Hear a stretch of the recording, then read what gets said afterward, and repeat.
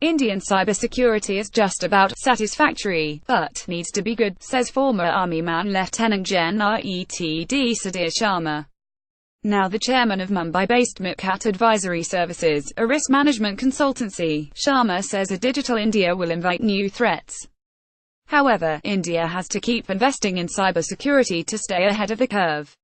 India reportedly faced nearly 27,000 cyber attacks in 2017 itself.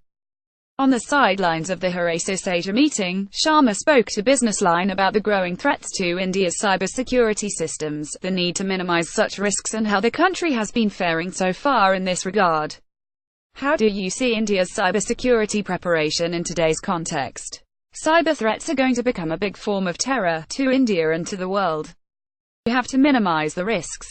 The government should have enough power and technology available to mitigate the threats to tolerable levels. When you create the architecture for cyber defense, India and its people should be on top for creating that system. In the global context, how do you rate India's cybersecurity preparations? Overall, it is just satisfactory. It needs to be good. Is India ready to take the different security threats arising nowadays? India underplays its abilities. We have the architecture. From the military perspective, I will be happy if a little more is done to create a holistic, strong and impregnable cyber shield. At the moment, I see there is a lot of potential, which needs to be harmonized. So as a former army man, what is your suggestion? Network-centric warfares will soon take place. Everything will depend on communication and network. So the army itself should be creating a cyberspace command over a period of time to look after this. These are early days, but we have to be very cautious of the fact that cybersecurity will play a very dominant role in making our weapon systems. India is conscious of the threats then. It is very conscious of the threats. There is enough technology available in India. But it is not putting all its resources together and optimizing them.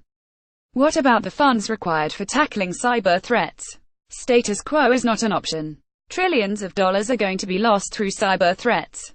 That is scary. So it is imperative that we, as a country, create both the software and hardware. India is positioning itself to be a big economy and we need to be ahead of the game. Any particular geography that can be identified as potential threat zones. The threats are building up from independent as in China and Korea. In rest of the regions, the threats are not so palpable as strong.